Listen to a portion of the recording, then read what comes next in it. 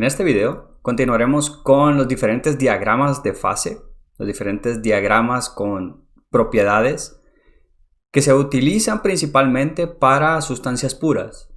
Comenzaré con el último que vimos en el video anterior, que es el diagrama de temperatura contra volumen específico, y a partir de ahí entonces haremos, primero que nada, descripción de qué es el punto crítico para pasar a cuál es el diagrama de presión contra volumen específico, ver algunas de sus particularidades y finalizar con el diagrama de presión contra temperatura. A partir de ahí entonces ya comenzaremos a hablar de lo que es el punto triple para diferentes sustancias, una tabla en la cual veremos los diferentes valores de temperatura y presión para valores triples y con eso cerraremos entonces esta parte de termodinámica que está mucho más enfocada a los conocimientos previos que se necesitan para posteriormente utilizar lo que son las tablas ya de saturación de las diferentes sustancias para determinar a partir del postulado del estado las diferentes propiedades que se nos pueden pedir en los diferentes ejercicios o problemas a los cuales nos enfrentemos. Pasemos entonces a la presentación. Como mencioné, me gustaría comenzar con la última diapositiva del video anterior, que es el diagrama de temperatura contra volumen específico. ¿Por qué? Porque si bien es cierto de que creo que la explicación que se hizo abarca todo lo que es necesario para crear la curva de saturación, he encontrado de que existen algunas dudas referentes al punto crítico y es por eso que quiero comenzar con este diagrama otra vez. Entonces, básicamente en el video anterior lo que dijimos es que a medida que nosotros comenzamos a aumentar la presión en nuestro diagrama de temperatura contra volumen específico, lo que observamos es que la línea de saturación, es decir, la línea que une el punto de líquido saturado del lado izquierdo con el punto de vapor saturado del lado derecho, se comienza a acortar. Se comienza a acortar con el aumento en la presión. Y para un valor de presión de 22.06 megapascales, una temperatura de 373.95 grados centígrados y un volumen específico de 0.003106 metros cúbicos por kilogramo, se vuelve un punto. A ese punto le denominamos el punto crítico. Por lo tanto, nuestra curva de saturación tiene los límites a la izquierda de el líquido saturado, los valores del líquido saturado. Del lado derecho está limitado por los valores de vapor saturado, mientras que en la parte superior está delimitado por el punto crítico. En las siguientes diapositivas veremos algunas particularidades del punto crítico y por qué es que no lo podemos tomar en cuenta a la hora de dibujar nuestra curva de saturación para cualquier sustancia con la cual estemos trabajando. Como ya mencioné en la diapositiva anterior, para el caso del agua, conforme nosotros comenzamos a aumentar la presión, la línea de saturación, la línea que une al líquido saturado, al punto del líquido saturado con el punto de vapor saturado, se comienza a acortar.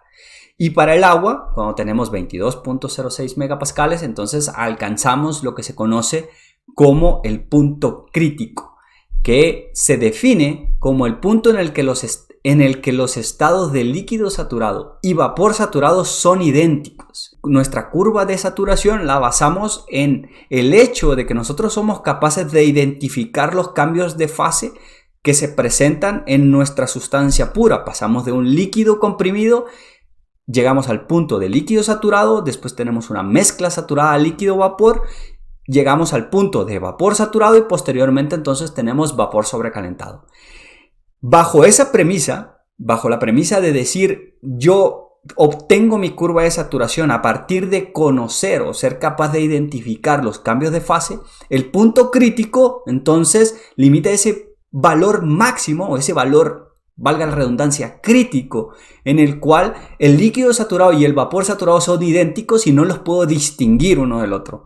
Es por eso que no se toma en cuenta, o es el límite superior en nuestra curva de saturación para cualquier sustancia con la cual estemos trabajando. A la presión a la cual se encuentra ese punto crítico le denominaremos presión crítica, mientras que la temperatura a la cual se encuentra también ese punto crítico, la llamaremos temperatura crítica. De la misma manera para el volumen específico. ¿Qué hay por encima del punto crítico? ¿Es posible llegar a presiones mayores de 22.06 megapascales y temperaturas superiores a 373 grados centígrados? Bueno, es posible para el caso del agua. Sin embargo, encima de esto no hay una línea real que separe los valores de un líquido saturado con un vapor saturado o un vapor sobrecalentado, ¿ok?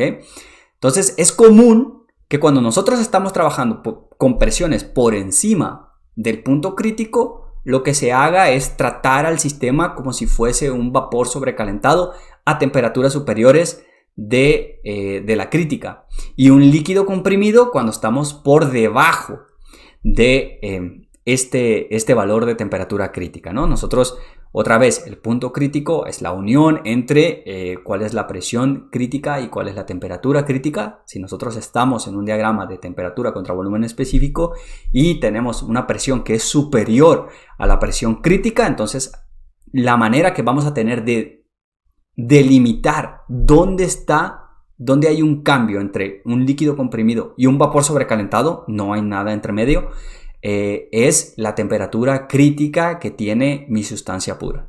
Una vez dejando atrás lo que es el punto crítico, que vamos, es bastante importante en todo lo que se viene, pero ya tenemos una definición, ya sabemos qué es lo que es, ya sabemos que nos limita la parte superior de nuestra curva de saturación, pasemos entonces al diagrama de presión contra volumen específico. En este diagrama, dado su similitud con el diagrama de temperatura contra volumen específico, no creo que sea necesario detenerse tanto, simplemente decir que, de forma general son muy similares, el diagrama TV con el diagrama PV.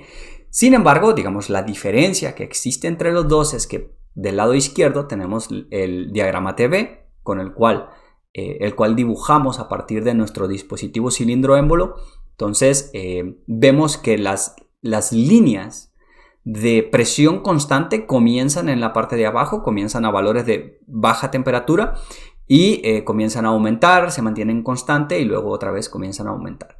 Cuando nosotros estamos trabajando en un diagrama de presión contra volumen específico y queremos trazar las líneas ahora de temperatura constante, entonces vemos que la región de líquido comprimido, estas líneas vienen de la parte de arriba, vienen de valores de presiones muy altas y comienzan a disminuir cuando tenemos la región de la mezcla saturada líquido-vapor. Entonces se mantienen constantes, se mantiene constante esta línea de temperatura constante, y una vez que nos encontramos en la región de vapor sobrecalentado comienzan a disminuir para los valores de presión. Caso contrario de cuando tenemos valores de presión constante en un diagrama de temperatura contra volumen específico. Básicamente esa es la diferencia más grande que podemos encontrar cuando ponemos lado a lado un diagrama un diagrama TV contra un diagrama PV. Podemos ajustar estos diagramas para que tomen en cuenta también la fase sólida. En general, nosotros en termodinámica no lo vamos a estar utilizando, pero es importante conocerlo. Podemos tener, ahora ya no nada más tenemos el cambio de fase entre líquido y vapor, sino que también tenemos que incluir el cambio de fase cuando incluimos el sólido. Entonces, hay dos diferentes tipos de sustancias puras: aquellas que cuando se congelan disminuyen su volumen, que es en general, y otras que cuando se congelan se expanden, aumentan su volumen, que es el caso del agua. Una de las consecuencias principales que vemos en el agua es que dado que el hielo es menos denso que el agua líquida, entonces es por eso que el hielo flota en agua. Es por eso que tenemos los icebergs, es por eso que el hielo que le ponemos a nuestras bebidas entonces sube, debido a precisamente que el agua cuando se congela se expande, disminuye su densidad. Entonces disminuye su densidad al aumentar su volumen. Entonces es por eso que esa es una de las consecuencias, ¿no? En general no pasa así. En general la mayoría de las sustancias se contraen cuando se congelan, disminuyen su volumen, aumentan su densidad.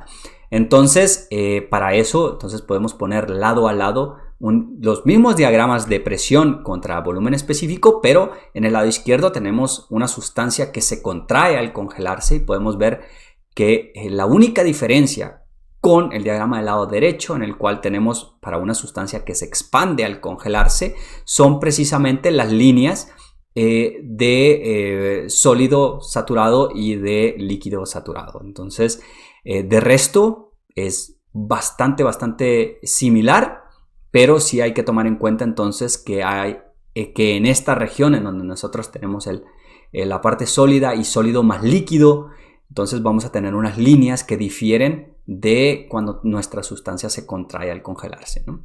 Dicho esto, entonces pasemos al tercer diagrama que vamos a ver en este video, que es el diagrama de presión contra temperatura. A este diagrama también se le conoce como el diagrama de fases, porque las tres fases, la sólida, líquida y gaseosa, o sólida, líquida y vapor, dado que estamos con el agua, están separadas entre sí por líneas. La de sublimación, que es la que tenemos aquí, y separa a la fase sólida de la fase de vapor. La línea de evaporación o vaporización, que separa a la fase líquida de la fase de vapor. Y finalmente la línea de fusión, que separa a la fase líquida de la fase sólida. Aquí están representadas las dos con las cuales nos podemos encontrar, que sería cuando una sustancia se contrae al congelarse y otra que es una sustancia que se expande al congelarse. Básicamente lo que tenemos es una disminución en la temperatura cuando nosotros seguimos aumentando la presión, ¿no? Ahora, también en este diagrama, en el diagrama de presión contra temperatura, encontramos que tenemos un punto en el cual las tres fases coexisten en equilibrio y ese punto se le llama el punto triple. El punto triple es un valor que existe de presión contra temperatura, un valor fijo de presión y un valor fijo de temperatura, al cual las tres fases pueden coexistir en equilibrio. Esto existe y los valores de lo que llamaremos presión triple y temperatura triple son diferentes para las diferentes sustancias.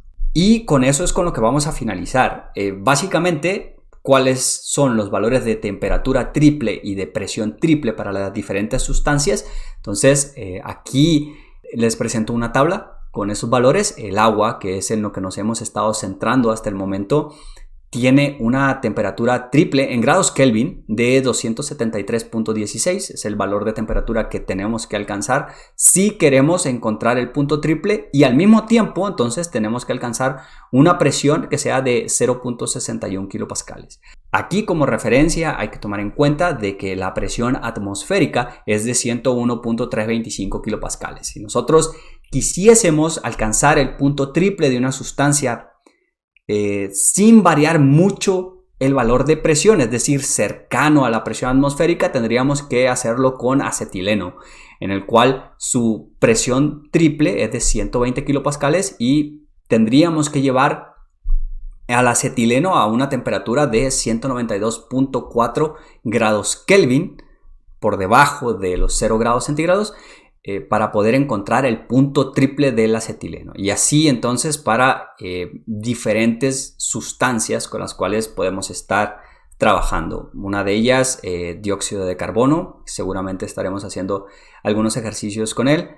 Con esto entonces se termina la parte, digamos, mucho más teórica de la materia o de esta primera parte de termodinámica. A partir de aquí, en el siguiente video, nos enfocaremos en ver cómo es que se hacen o dónde es que están y cómo es que se leen las tablas de saturación. Ya no vamos a tener un diagrama, sino que vamos a tener unas tablas, lo cual ya nos facilita mucho más el trabajo debido a que ya están los valores explícitos de presión, temperatura, volumen específico, entalpía, entropía, etcétera, etcétera. Y a partir de ahí entonces vamos a utilizar lo que hemos aprendido desde el postulado de estado, de decir yo tengo dos propiedades que son independientes e intensivas, y a partir de esas dos entonces yo puedo utilizar mis tablas de saturación para determinar cuáles son las otras propiedades que tiene el estado. Pero eso será hasta el siguiente video.